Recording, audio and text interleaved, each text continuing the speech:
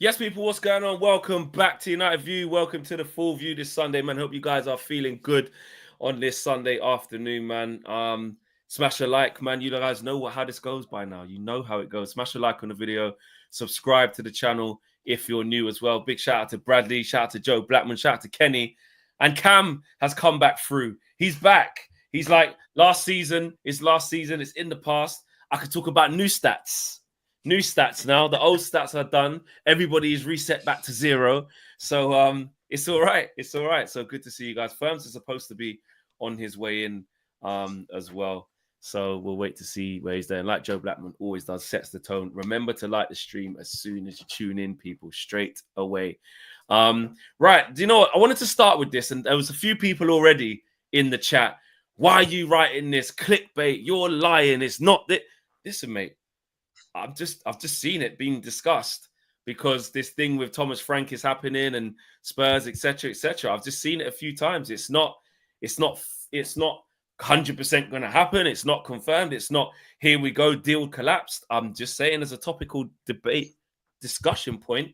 Just wanted to see how people felt about it. So no need to get in your feels, guys. You know, it's fake. It's clickbait. That's why there is a question mark right there, because I'm just asking a question. Is that going to happen? Do you know what I'm saying? And there's Firms as well. He's just come in as well. So the full view really is full. Big up to you, bro. Let's get straight into it. Cam, we haven't heard from you in a hot minute, actually, man. It's you know, this is the full view where we obviously going to discuss some stuff. Just this early kind of, are you agitated at all by the news that Thomas Frank is probably going to go to Spurs? That's suggested some rumors / reports that he could try to say to Mbeumo, actually, don't go Man United, mate. I'm going to go Spurs, Champions League. Come with me. And I think that's probably why we're seeing this link, this rumor, this made-up thing. This may be a real thing. Who knows? But how do you feel about it? Yeah, I'm a bit worried. I really like Thomas Frank. I think he's a brilliant manager, and actually, I probably would have had him in before Amorim when we appointed Amorim. So, yeah, gutting to have him going to different Big Six club, and it'd be horrible if we lose one of our main targets to Spurs as well with that right at the start of the window. It'd be pretty disappointing. But he's had enough. I think what happened was the software said, so he actually wants Amorim out and wants to get Thomas Frank. And they heard that line and they said, "You're out, mate." They said, "No." He said, "Yeah." I just think they spoke. The community spoke. He sin-binned himself, because really we weren't even talking about managers. I was just asked about the player, and he came straight with it. I tell you what, mate, that Amorim shit. I'd rather have Thomas Frank, is what I heard. I mean, yeah. So he's frozen, but boy, he kind of dropped an Ornstein bomber and just left. Crazy. We'll have to come back to Cam whenever he comes back. But what are you saying on this, Joe? Is this something for us to be worried about, or is it like what some people have said in the chat? No, load of rubbish. Yeah, do you know what? I'm with everybody in the chat on this one still. I can't see a reality where he's going to choose Tottenham over us, even if it is Thomas Frank. That's the only influence that I could see being a possibility. But for me, it doesn't make, there's a lot of things I have to say on this Thomas Frank appointment anyway, but we can talk about that later. But I don't think there's anything in this Mbeumo news right now. For me, he wants us. He said he wants us, and it's written in the stars, isn't it? It's written in the stars. Yeah, I hear you. I agree with you. What are you saying, Cam? Because like the chat basically kicked you out because you said you want Thomas Frank over Amorim. So I don't know. Yeah, you want to elaborate? I'm not saying I'm sacking Amorim now, but back when we appointed him, I think Thomas Frank's a brilliant manager. I'd love to have him at United. I think he's, personality-wise, there's a lot to like about him. I think he'd be really, really well suited for a club like United. I know, obviously, hiring a manager from Brentford isn't cool, but he's a top guy, and I think he's very adaptable. He could work probably better with some of the players that we have, rather than having to replace as many players as we're going to have to do this summer. So, yeah, I really like him. Yeah, no, I hear that. What are you saying on this, Brad? Is there any way that this doesn't happen? Like someone said there, he rejected Spurs already in this sort of negotiation. But can things change because the manager who has essentially got him this move to Man United, made him so good in the Premier League, is about to take over Spurs and might try and get into his head and change his mind? I don't think so. I think we'll sign him. I think he's probably getting pushed from the Brentford side, I think. So Man United pay the price that they want. I actually think that's the main reason, because I think it's kind of like Man United won him, he put a first bid, rejected. Thomas Frank goes to Tottenham. It's kind of obvious that they try and link Mbeumo to go to Tottenham, so I'm not really too worried. Yeah, you just see it just being one of those where we should be fine. Firms, you saying the same thing? Feel free to come in after this as well, Kenny. Same thing, bro. Same thing. I think the player that we should be focusing on is what's going on with Gyökeres at the minute, because I'm seeing things coming out from Santi J and stuff on that. So that's getting me a bit nervous. You know what I mean? Trust me. You know what I mean? So, but in terms of Mbeumo, man, I think it's I couldn't see it. I think he knows he wants to come Manchester United. He sees the project. He sees Cunha. He's seen those photos himself. He's probably printed that and stuck it on his wall. Do you know what I mean? That back to back. So for me, it's gonna be interesting. And he ain't gonna want to get fed by Bruno Fernandes, man. Look, dropping deep, free balls, Cunha, Mbeumo, under the lights. Look, it's a done deal. No stress. He's saying done deal. He's saying done deal. All right, cool, done deal. Kenny, they're not going to steal our man, are they, Spurs? No. I think if Thomas Frank goes to Spurs, they'll have to pay compensation to Brentford. And normally any compensation also has a tie that says that you can't go for any of our players in the first 12 months. We've seen that with a lot of clubs in the past, particularly in the Premier League. So I think there'll be some tie, there'll be something in that contract from Spurs and Brentford where they'll not be allowed to come and get those players anyway. And I just think it's nailed on anyway. We know there is no rumours. These are not rumours. These are facts about the number of bids that have gone in. They've been rejected. It's about the add-ons, about this. So I think that's just a matter of a week or two before then that gets signed over. So I don't think Thomas Frank's got into it. No, it's good to start that. No. Okay. I'm going to get these super chats out and then we're going to get into the meat on the bone because this is true. We need to talk about this Gyökeres situation. Aminor says, please Cam, do a tactic show on Mbeumo, Cunha and Gyökeres. They want to see it. They want to see how they can link up. I don't know whether that's 3 separate tactical views or one encompassing all of them of how they could work together. I don't know. But the community has requested it. Or Aminor has. Aminor also says, if Mbeumo goes to Spurs, I will not riot against Ineos. Well, you're not really feeling him. Hold on, is Cam Amrim in or out? Please clarify. Well, you did kind of come straight back in and said you're not sacking Amrim now. You did say that. No, I definitely get behind him. I think there's a lot to like about him. I think as a manager, I think he's got so much personality to get behind. And if you're going to see anyone to reset the culture and fix things, there's a lot to like about him. So yeah, definitely not getting rid of him. Right. Okay. That's very, very clear. Very, very clear. Dwayne says he ain't going there, and Mbeumo doesn't want to lose 8 games in the Champions League. Frank going to be trying to get top 6 on a regular Spurs thing. So we'll see. You know what I mean? It's going to be an interesting one when he goes there. Right. I need to see what's going on with this Gyökeres situation as well. I'll check this one out. Aria says that Al Hilal now interested in signing Gyökeres. Obviously, we know that Victor Osimhen has. I don't know how Victor Osimhen just cannot secure this move to Saudi. It was the same last year. It's the same this year. And now he said no again. So I don't understand that. But this Gyökeres situation, Joe, I've seen a lot of people, and I brought this to KG. We've kind of half spoken about it. This situation that not everyone else is in for him, what's going on? If he's so sought after, how is he available for Man United to even think about? Why are Liverpool not snapping him up? Why are Arsenal not snapping him up? Why are, I don't know, Napoli, Atletico, all these teams? There was rumors of Arsenal sniffing around him, wasn't there? And he's seemed to have fallen off the radar. Maybe they chose Sesko is what's happened. They chose Sesko. They chose Sesko, or did he say, "Oh well, I'm not really interested in Arsenal"? That's the thing. You know, the news will play out how it plays out. But if you approach someone's agent and they've gone, "Well, they're not really interested in you," how are you going to make that play out? Do you know what I mean? Think about it. I'm saying this guy. I think he's actually holding on for us, and that's what I choose to keep in my heart. You think? Yeah, I think look. He likes the manager. That should play a pivotal part in this negotiations. I think, yeah, he likes the manager for one. The manager's the one who made the player is today. Let's face it. Before he went and played under Ruben Amorim, he weren't putting up numbers that he's putting up now, innit? Let's just say that. Maybe he knows he's suited to the system. Maybe he's sold him the dream already. Who knows what the case could be? I'm working on a lot of what ifs here.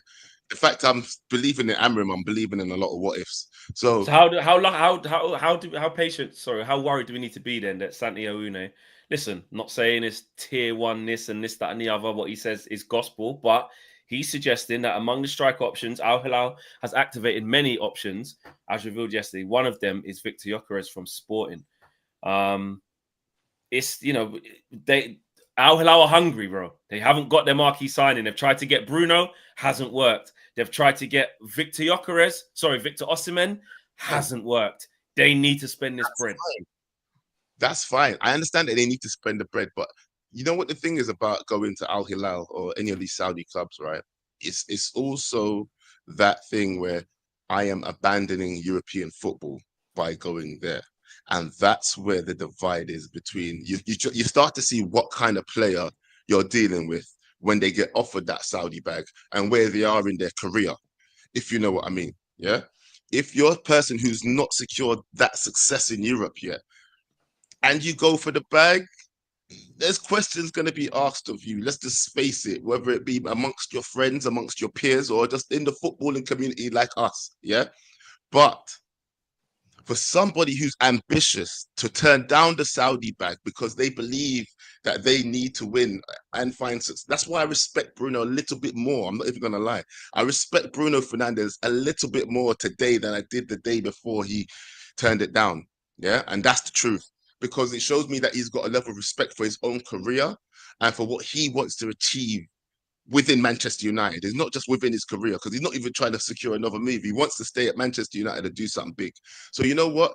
Maybe Gyökeres is the same in terms of mentality. And the manager is looking for people that want to play for Manchester United. He's already said this. Like behind doors conversations will happen in it. Yeah, we don't know what's been said. And this is no Joe Blackman sources. No, there's no sources. Are you sure? Are you sure? Yeah, Well, sure. What I'm saying is I choose to hope and believe that there must be conversations had, and there's a reason why he's holding on. It's not a reason why nobody's in for him. There's a reason why people are told to back off. That's what I'm saying. And that's it. Should we be worried, Brez? Al Hilal, big money? No. I think no. I think it's going to happen. I think we're going to sign him, and I need it to happen. I wasn't sold on him, but the main reason why I need him is so I can wind up Arsenal fans. Because they're going to be. What do you mean? No, what do you mean? What do you mean? Yes. You can't just want him because of that. I do. Yes. Guess what's going to happen, right? Sesko, when they get him, he's not even going to play up front. He's going to play left wing because Kai Havertz is on 280 grand a week. They're not dropping him. And unless they don't get Zubby do, where are you? When he's in a beach in San Sebastian, and Havertz goes into midfield, Sesko's going to play left wing, and that's why I don't think they're going for Gyökeres, because he's not going to be on the bench. They're not dropping Havertz, so I need it to wind up Arsenal fans, because they're already being salty already as it is with the Mbeumo and Cunha. Apparently, they didn't want him when it's obvious that they wanted him. Bradley's locked into the Arsenal fans. He is there. So what are you saying about just how good he actually is then? And, do you see that, he'd fit in well to what we're trying to do? And if Al Hilal are this hungry to spend the dough that they've got, having failed in Bruno Fernandes, having failed in Mo Salah the year before, having failed in Victor Osimhen, they're taking a lot of L's. They could put something on the table astronomical for Victor Gyökeres if he's one of the targets. They could.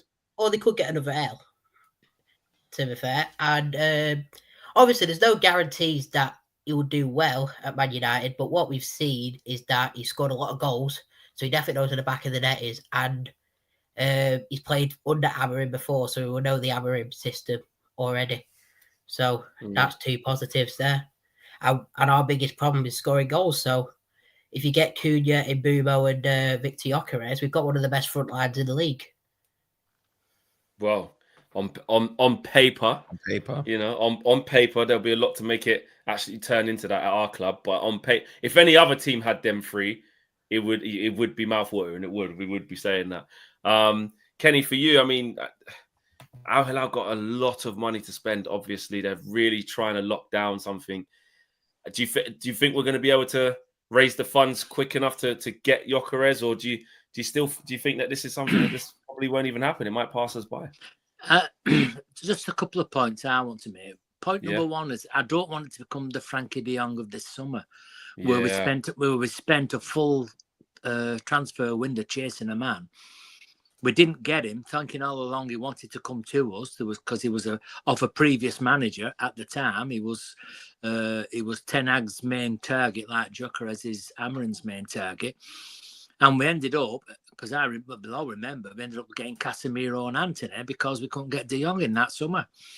And look at the disaster that turned out to be.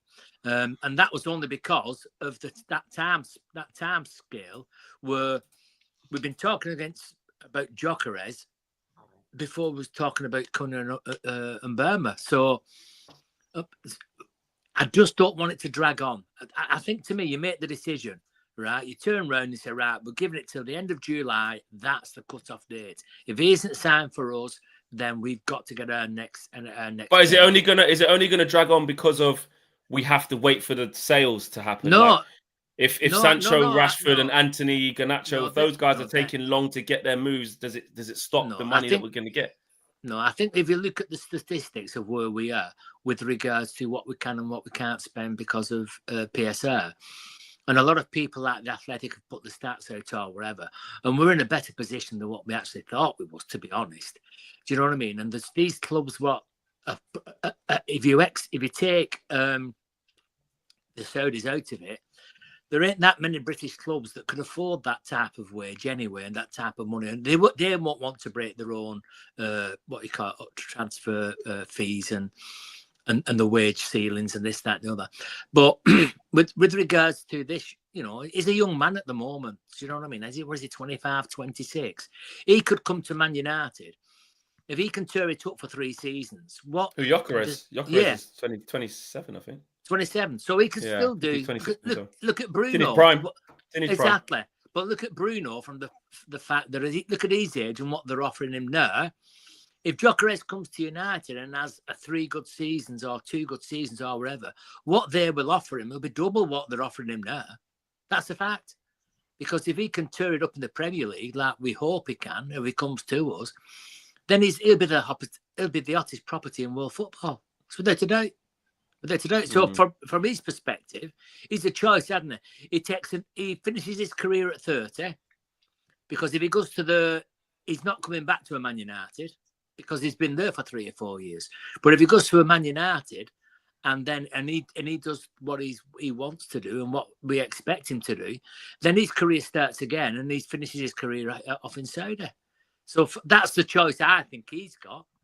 He goes to Saudi and forgets his international career, forgets everything else, just has a load of money, or he can come to United, he can achieve something, and then go and do the big final contract if he wants. So that's where I think. I just don't want it to drag on. Yeah, I hear that. To drag on. I hear that. Dwayne says on us. Yeah, no, hold on. Yeah, where did I get to? I read that one, last one from Dwayne. So is this one here? Dwayne says he's coming, bro. Ruben told him, yo, I'm going to sell this lame Ute Garnacho and get you in, bro. Victor replied, just hold on, I'm coming home. Shout out Drake. Jason says, I seen some clown on Twitter saying they would rather have Welbeck than Gyökeres because it would be cost effective. Ineos and the Glazers would love him. I haven't seen that take. Eminem says, I'll take Samu from Porto or Mateta than Gyökeres. Better all-round play. Anthony played under Erik ten Hag at Ajax until United. Don't want the same with Gyökeres. That sort of thing. We'll go to firms and then Cam on this. And guys, obviously, feel free to just to come in where you want. Firms, there is that. Like, people are saying there are other options. Like, could you go for a Mateta? A lot of people have said Samu. Obviously, he dunked on us when we played Porto earlier this season. Is he the number one? Is he? No, it doesn't matter about the flaws in his game or this, that, and the third. The guy gets goals, bring him in. Or would you prefer someone like Mateta who knows the league and understands the league? Or what were you saying? Do you know what? I'd rather the risk, I'd rather the risk in Gyökeres than a Mateta. Do you know what I mean? I feel like if it don't work out with Gyökeres, Manchester United could equally just revert to the new number 10s and then find a way out to get our goals through the number 10s that we've got. It's not like to say they're shy. They don't know where the goal is. I think, so I would go with Gyökeres in that sense. But remember, I said I would take the risk. So for me, Gyökeres could potentially be a risk, like the Portuguese league. We've seen what happened with Nunes. Carlo Ramos obviously went PSG, he's still fighting to find his first, like, his starting spot there. Like, I watched some guy, right, and this might be down I mean, I don't know. There's some guy on X that done a whole analysis on Gyökeres's goals, right?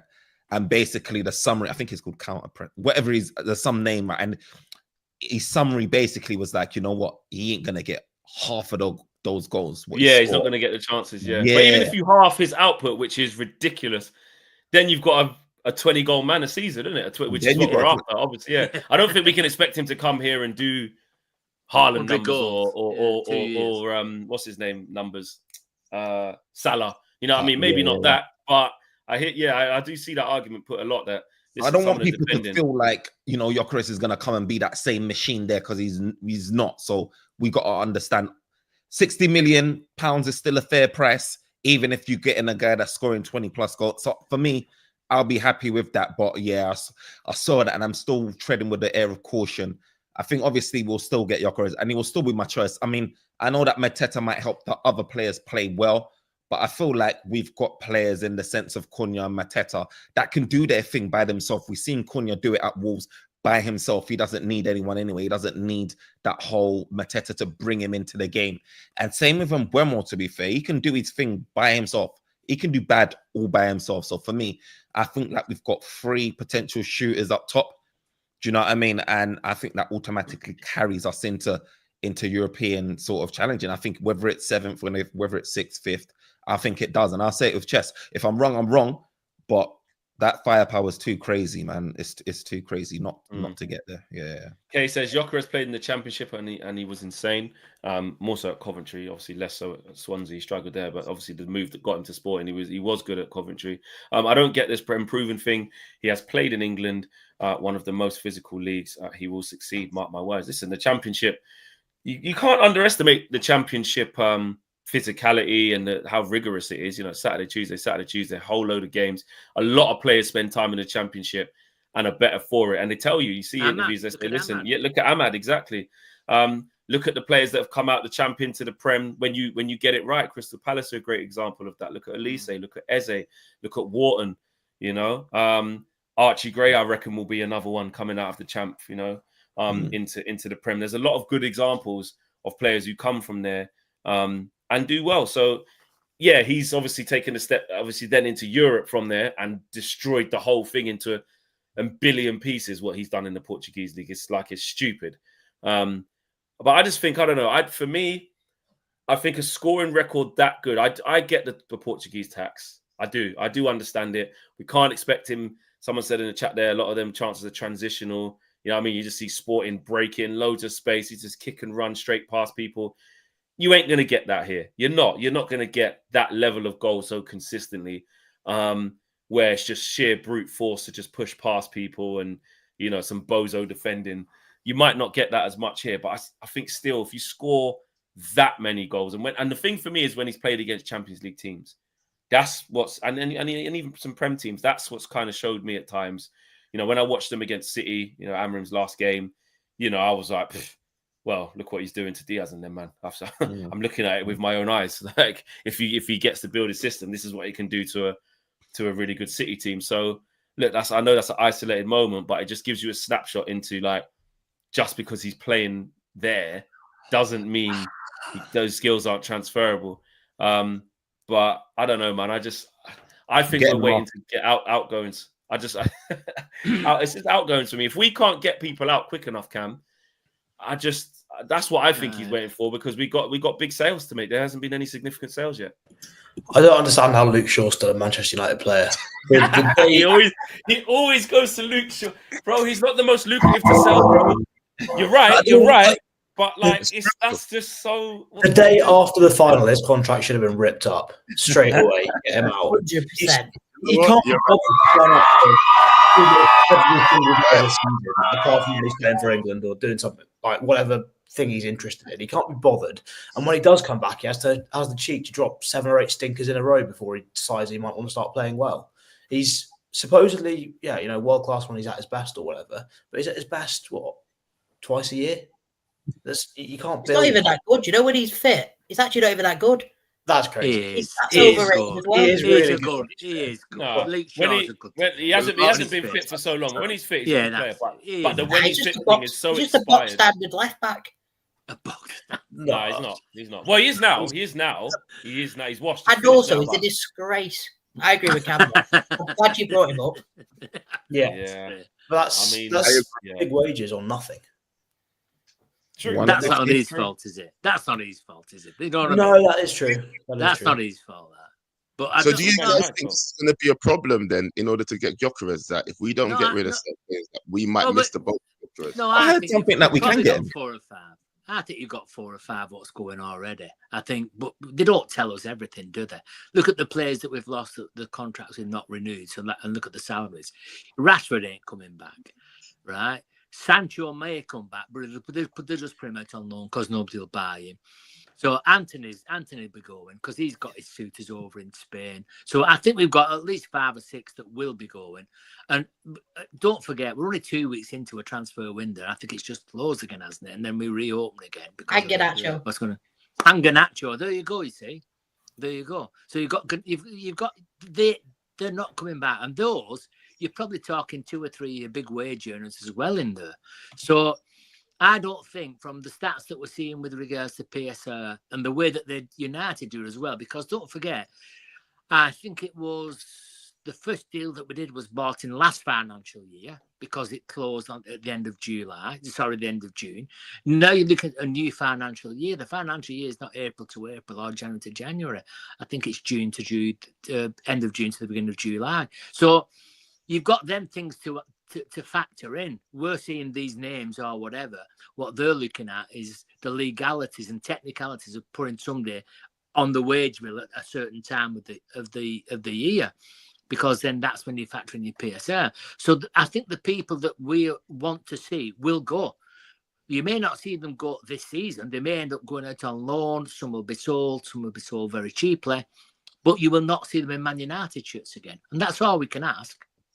That's all we can ask. Plus, you've just look at the Bruno Fernandes thing or whatever. You know, that installed with me a lot of confidence in what's going on upstairs with regards to Bruno's seen that.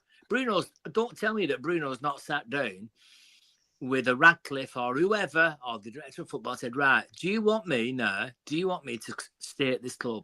Well, you show me in black and white what you're going to spend and what your ambitions are. Show me in black and white. You show me in black and white that you are realistic about where you want us to be and how you can achieve that, then I'll stay at this club and be part of it. And I think that's what he's done.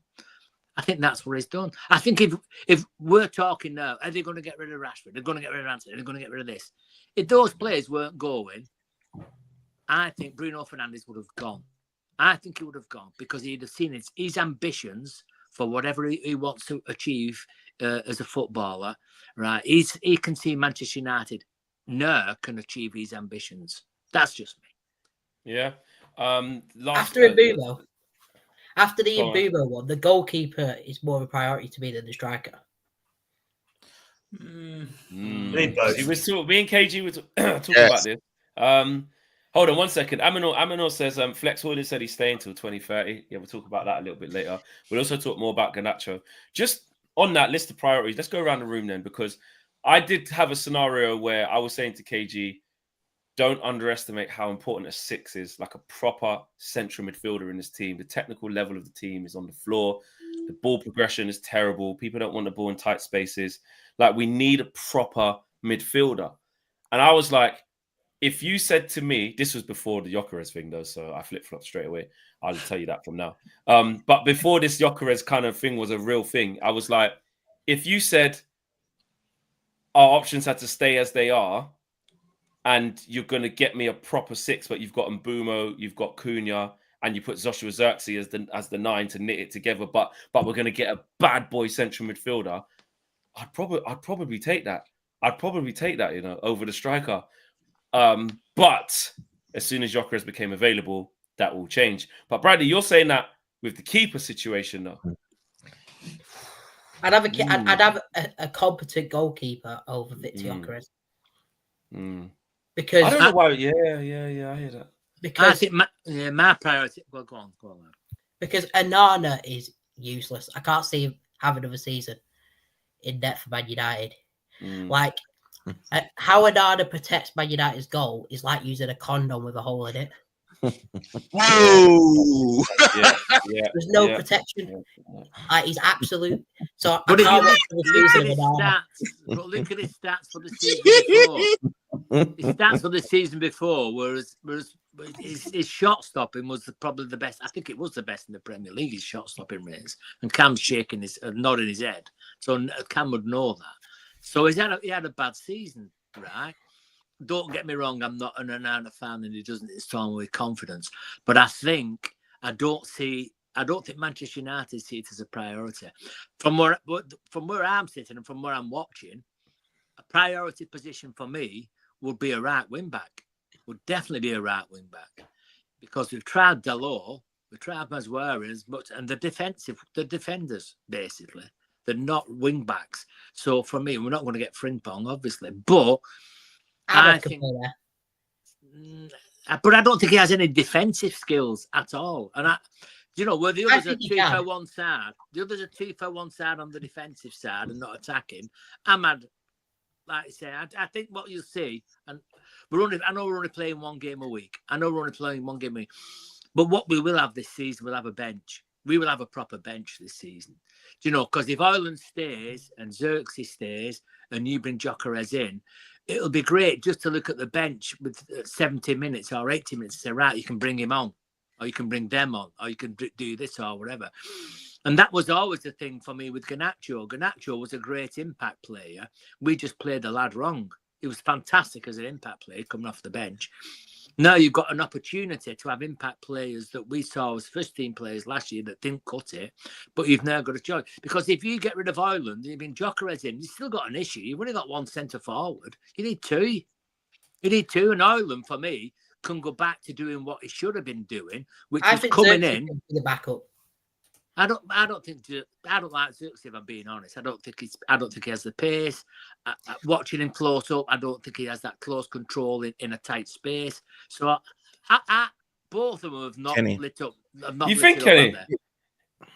You think what with Zirkzee? You don't think he has the close? I think that's the one thing he does actually have. No. What do you mean? No. The one thing Zirkzee's actually got, Kenny, is a nice touch, tight spaces, can keep the ball. Not when he's pressurized. No, he is. Spills it. Well, I'm going to Nah, Kenny, nah. I actually think Zirkzee's perfect for. I'm going to give you a super chat in the morning on your. He can be a facilitator. But do you see what's going on? They're saying you've had a stinker here, Kenny. No. Says the wrap up heaven. Zirkzee is technically brilliant. This is his strength, actually. That's wild, Kenny says yo. He's not. Don't tell me, do you honestly believe that Zirkzee is Man United standard?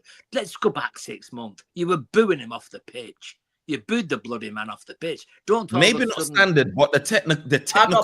No, listen. Don't tell me that 6 months on. Let's back me up on this. 6 months on is a world beater. 6 months on, he was being booed off the pitch. Right.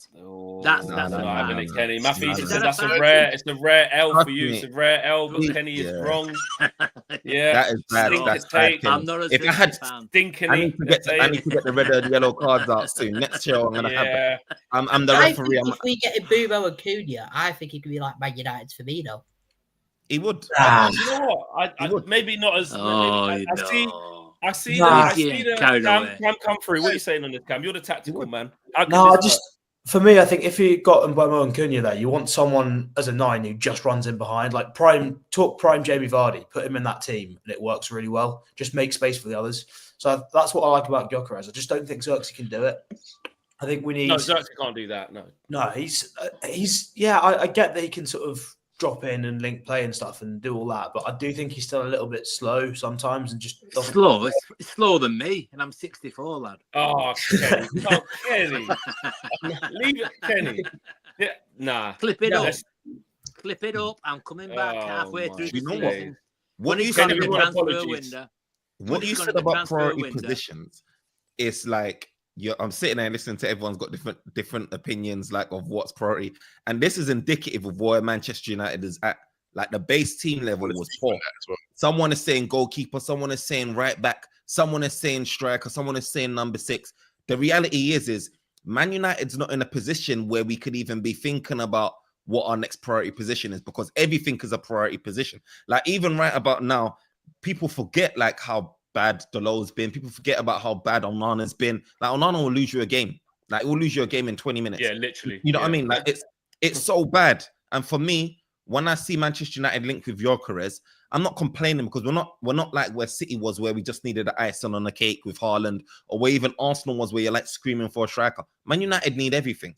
We actually need everything. For, I guess my thing is about the priority position is obviously we're hearing about Amorim wanting Gyökeres. I'm not hearing about what Vavell wants, or what the Ineos are really wanting. You know what I mean? Or you're just hearing what Amorim wants.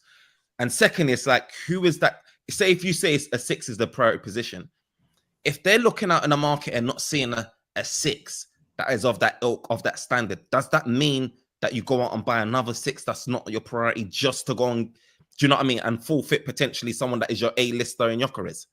Like, what do you do in that position? You have to, for me, when we talk about the rebuild, right? So I think, a lot of fans are getting carried away in a sense where we're seeing what we're buying, and then they're automatically thinking, okay, cool. Like, anticipation is building up. Where the expectation is building up. And we're forgetting that a few months ago, we were talking about we're just avoiding relegation. We just managed to get 40 points. And Manchester United would have seen a better season the following season, probably jumping up 5, 6, 7 places. But now we're talking about, maybe going for Europe. Man, I'm in that as well. I'm in that category. I'm getting excited. I'm thinking, Man United could potentially be fighting for, European football. But the reality is we wouldn't even be talking about this before those 2 signings. So my thing is if we go in for players, right, it needs to be those, like Gyökeres, in a million years, he won't be saying that he's happy to come to a Manchester United or a team that's finished 15th. So why aren't you grabbing that?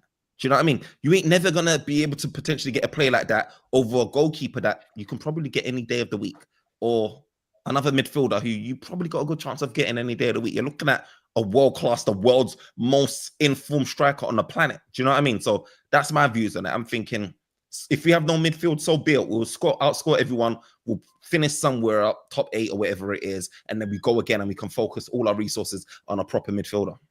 So I'm at. Chiku says, one sec, Joe. I am late, but Tottenham is not hijacking anything. Anything is old news, 3 weeks old. Good to see the old man again. Don't speak about Bradley like that. I don't know. Cam's not that old, is it? And Super Arch says, I know people don't want to hear it, but Bruno will be up top and Cunha will be pushed back. Mark my words. Interesting.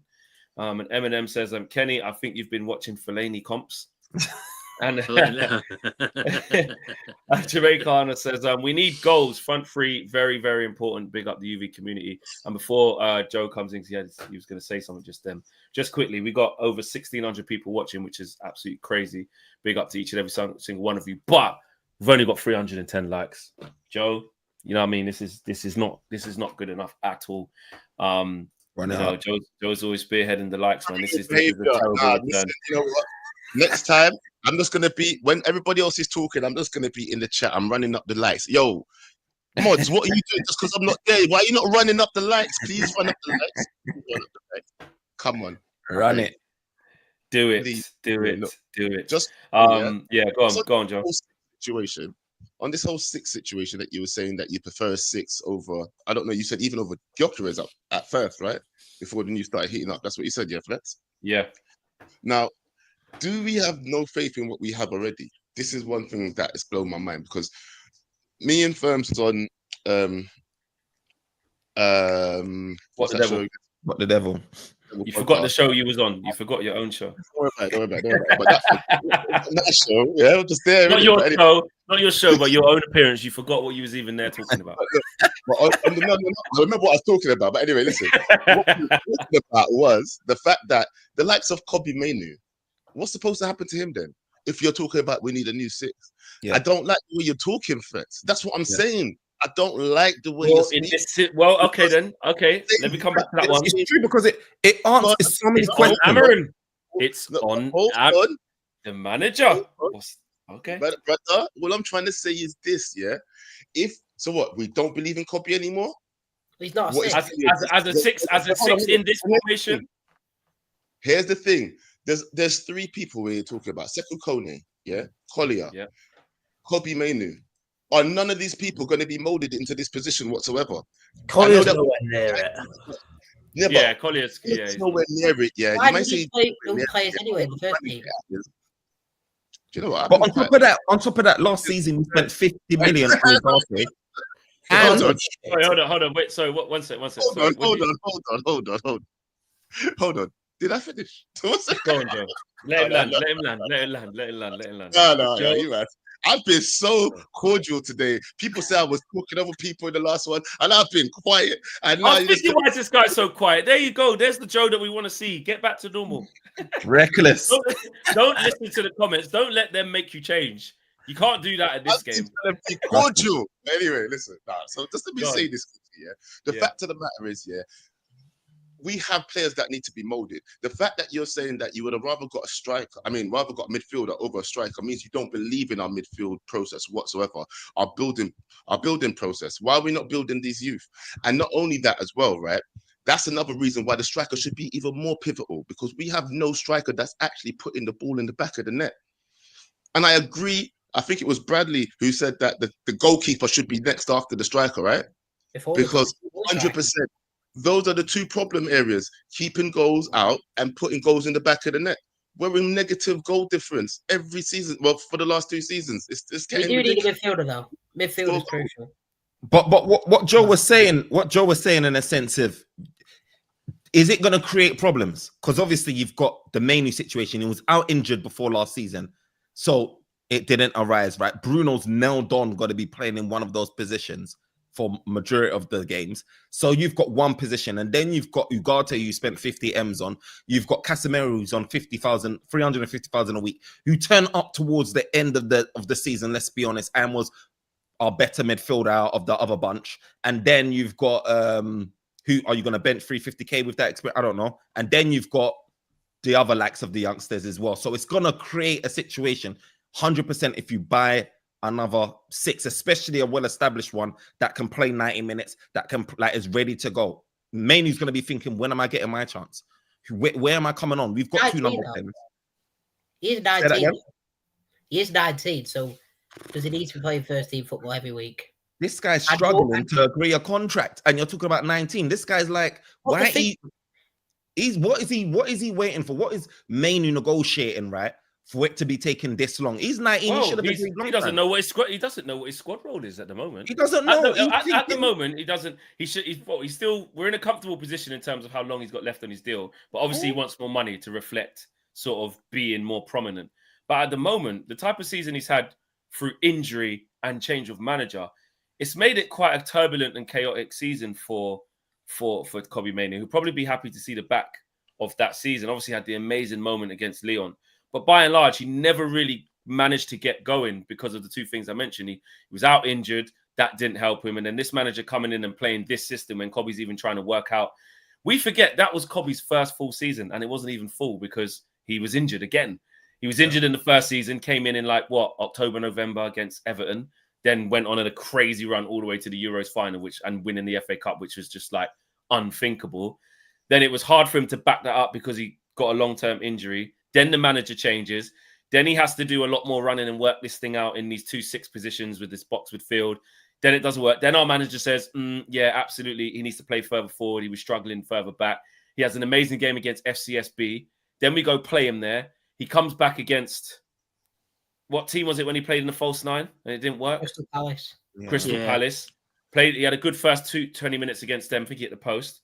Then after that, didn't play well. Then he played in the 10 against Leicester, didn't play too well. Then we didn't really see him again after that properly as off the bench. So this has been a tough season. And I think it depends which way you look at this, right? It's either a crime or one of the crimes or one of the bad situations that Amarim's been in this system, in this season, that one of our best players, our best youngster, generational, whatever you want to call him, doesn't seem to have a role in this, so you got to figure that out. Or the other way, like what Bradley's saying, he's 19. He's had 2 injuries. He's had 2 seasons now where he's actually had quite a few injuries. He's still trying to work all this out. He doesn't need to play every single game, and this is our problem. We actually just need to have a bunch of quality players at our disposal. But Can I bring up a stat here? Can I bring up a stat?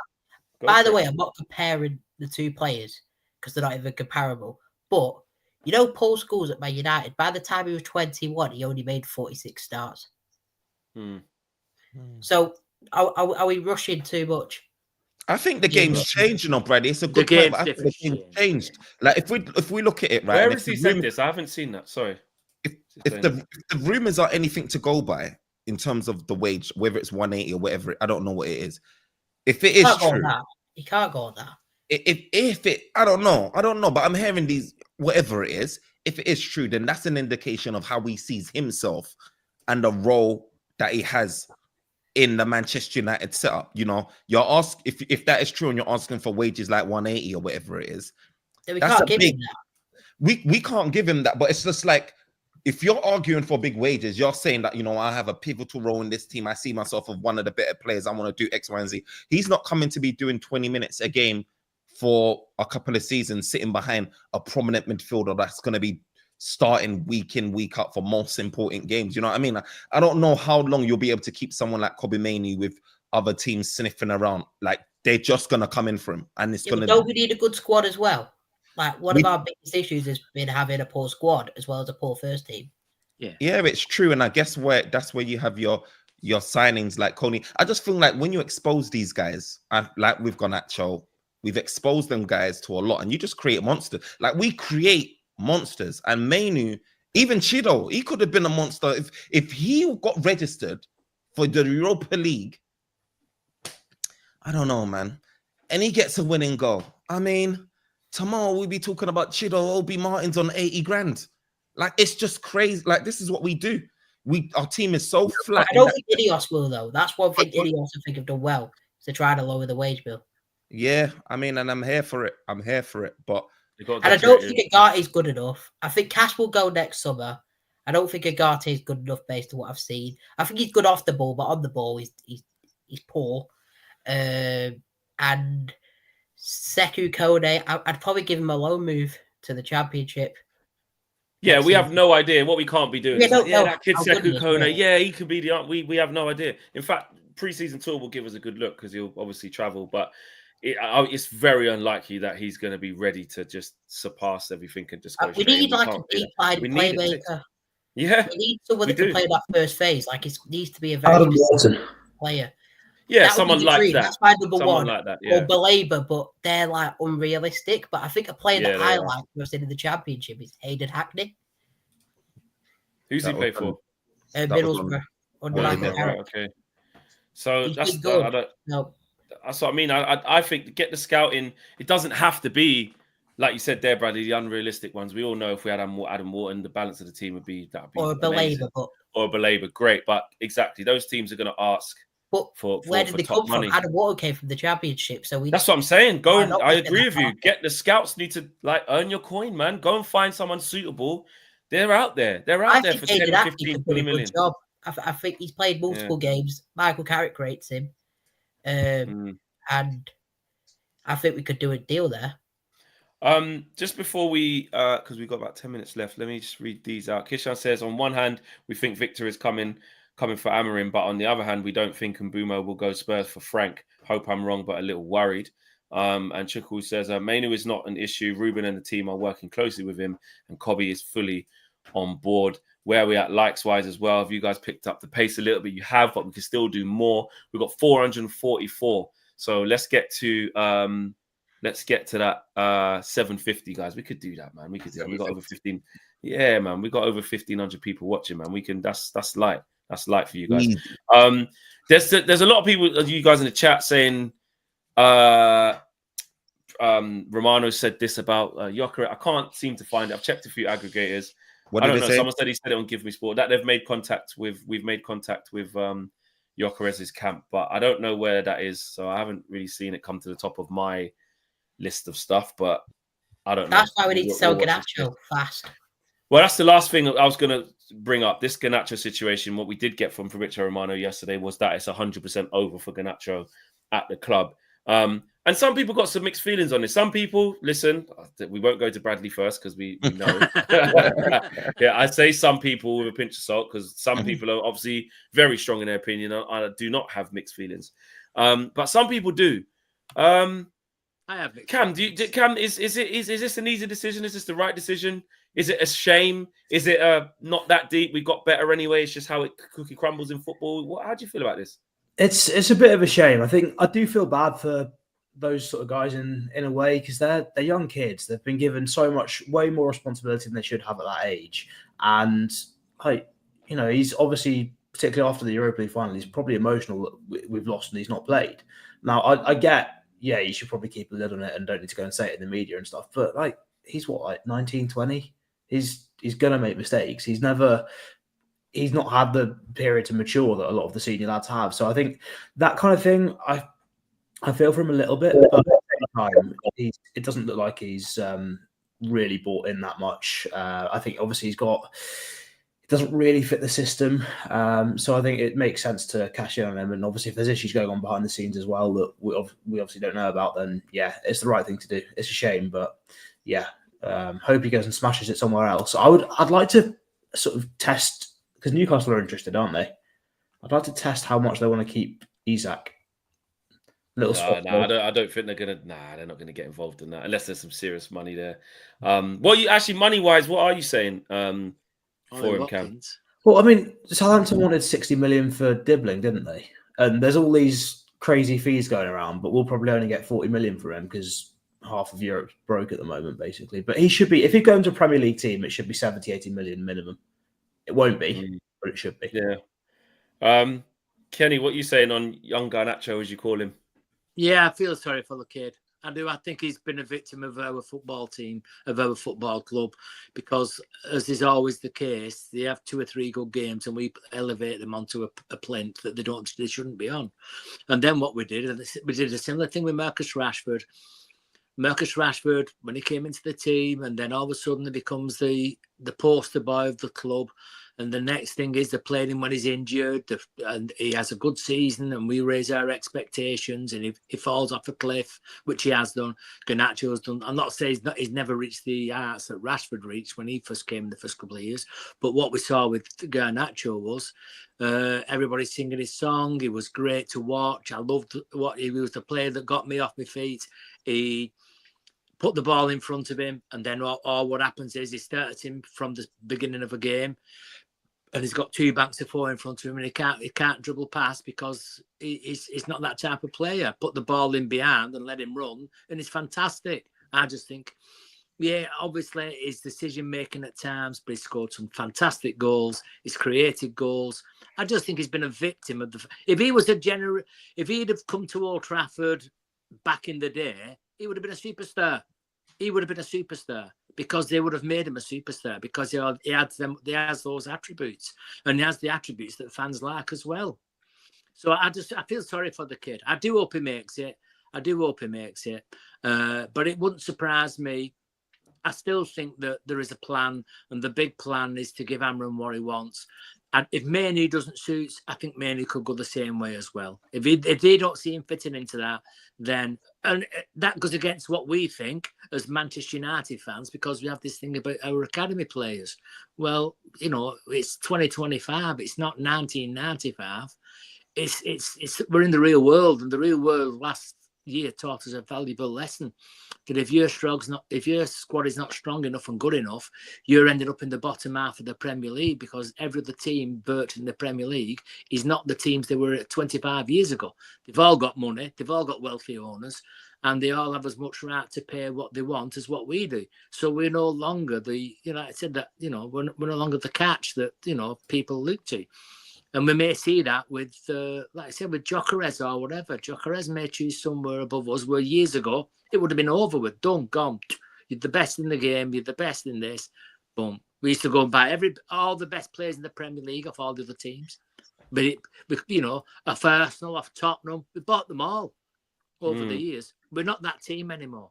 We're not that team. But I also think as well, I'm looking at what we're paying for our players now around the 60 million mark. I think we're getting some bargains. I do think we're getting some bargains. If I look at the Scousers, they're going to break the British transfer record for Wirtz. No, Wirtz is not. It's no more proven than I think than what Cunha is or whatever. So we're getting some, potentially some great buys for 60 million quid. Yeah, there's a lot of big money flying around out there. Oh, unbelievable! There is. Just really quickly then, Joe, between yourselves, Joe, Firms, and of course Bradley, who we know what he thinks about Garnacho. What type of fee should we be getting for him, Joe? To be fair, I think if he's going anywhere in Europe, it should be around the 70 mark. Honestly, we deserve to get some good money back. And it's like Kenny said, I feel sorry for him leaving as well, or having been forced. Well, I can't say forced, being a victim of the culture at Manchester United, yeah? Because the way that we've bred, so the three players I'm going to talk about right now is Garnacho, Mainoo, and even Højlund, to respect, right? They've all just been thrust into the first team without any support, without any competition, without any backup. They were just the main guys straight away. And for me, that's just crazy talk. Like Kenny said, if it was back in the day, they would have been superstars because they would have had time to be nurtured, time to get stuck into the team. Oh, well, they would have got eased into the team gradually. Do you know what I mean, right? Rather than just, oh my God, you're the main person. And that also breeds an air of arrogance in them. Just unbeknownst, it will just happen because they feel the air of I'm important now, rather than it being I'm a part of this team coming in to support and grow. They know I'm the guy, I'm the man. And even though I love Kobe, he may have also fallen victim to it by asking for too much wages. I don't know what the holdup is about him signing a contract, but the fact that there is a holdup is crazy because you know what, bro?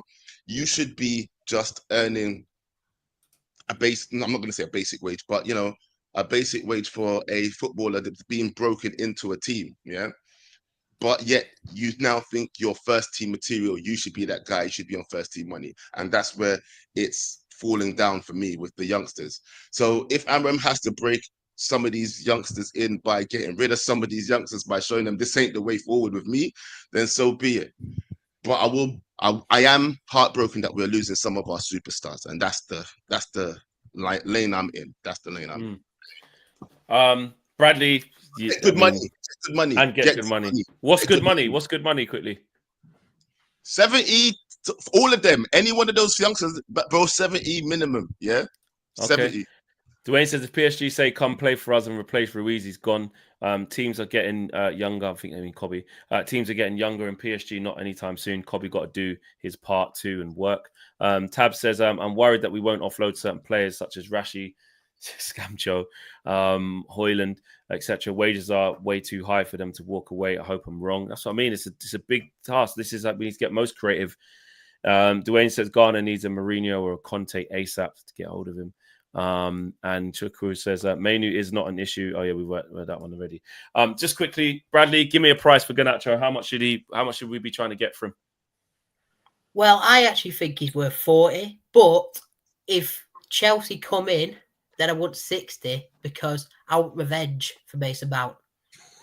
Yeah, no, I hear that. I think he's worth more than 40 just in the current market because he's young and he's played a lot of games and he's actually done stuff. Like, even though we think he's rubbish because, well, not rubbish, but he frustrates us because he's blind alley or take the wrong time. We get caught up in the negativity of overall in this team. As an isolated individual, as a youngster, for people under the age of 22, 21, he's up there in all the metrics that you would want. He is. If he played for another team and had the numbers that he has or the impact in that short period, and you try to buy him, it'd be 70 million, be 75 million, big please. It's because it's us and we're in the shit. And that is, honestly, people can say, I'll drive him. Oh, I'll drive him. He's going to play for Celta Vigo. Well, where are them man there now trying to buy him then? Why is there 3 Premier League teams in for him? Obviously Eric Ten Hag, I get that. But, the fact like people like Napoli was looking in January. People like Chelsea are right at the door. This is not Elche trying to buy him. This is not Valladolid trying to buy him. So he can't be that shit. So I'm not saying that's why we have to keep him. I'm saying that's why we shouldn't just be. Pardon? They have bought bad players though. Everyone's bought bad players. Yeah. Real Madrid have bought bad players. Everyone's bought bad players, but the general consensus that he's so rubbish, he's going to be nothing. I don't believe that. I believe he's frustrating. Yeah, but I'm sorry, Flex, but we don't know. We're selling a player that we don't know what their ceiling is yet. That's the thing. we don't. That's the thing. So we're also selling potential, people. So never put a price on that either. Yeah, people are acting like our players are all of a sudden worth nothing, and when they go somewhere else and they're doing so good, oh, we got ripped off. Yeah, well, let's stop getting ripped off then, innit? We don't even know what Garnacho could be. He might be greedy now because of the system and the manager he's playing under, or whatever he's doing. Yeah, I agree. But you don't know what he could be. He's only 20. Exactly. I'm Right, not his biggest fan. You already know that. You haven't. Yeah, listen, I know, but I do think But also, I wasn't the biggest fan of Rashford when he first broke onto the scene. And I feel like it could go down the same route. I feel like if you did keep him, I think it would go down the same route. And it would be like, oh, we could have got big money for him before. Yeah. So it could go either way. Obviously, you don't know. He could go somewhere else and do amazing. I don't think he actually will. But I hope he does, because I don't wish any bad on anyone. So let's see. Yeah, exactly. And also, I think if we could get, obviously, we'd like to get a big fee, but let's say we got 40 and then we got Gyökeres because we got the 40 million for Garnacho, but then we ended up holding out for 60 and we didn't get Gyökeres. It would look, would we like that? We probably wouldn't also. Yeah, that's true. That is true. I just think he's had way too much pressure put on him so early.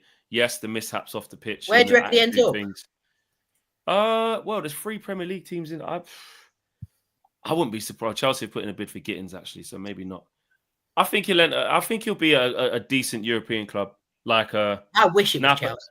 Napoli, Atletico. I don't know. Rafael Leao said he wants to leave AC Milan. I read. You know, I think he ends up at a big club in Europe, or a decent club in Europe. Oh yeah, we need to strip that number 7 as well, Mason Mount. Yeah, need to get it to the person. I can't watch you wear the number 7 again next season. No, exactly. It's like pouring acid on my face. Yeah, I mean that's really extreme. Painful. Really extreme. That makes you feel sick. But, yeah, that would. Think about the great players that had that, and then you've just got a bang average player in Mason Mount wearing the number 7. Yeah. But to be honest, though, the number 7 has been shit for ages. For a while, since probably Valencia got rid of it. I hate that. If we're honest, I mean, we've had what? Memphis Depay.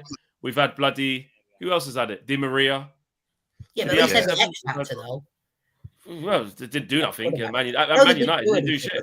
Yeah, but they had that X factor coming in. Mason Mount's just some normal Champions player. League winner, mate. Champions League winner, mate. What do you mean?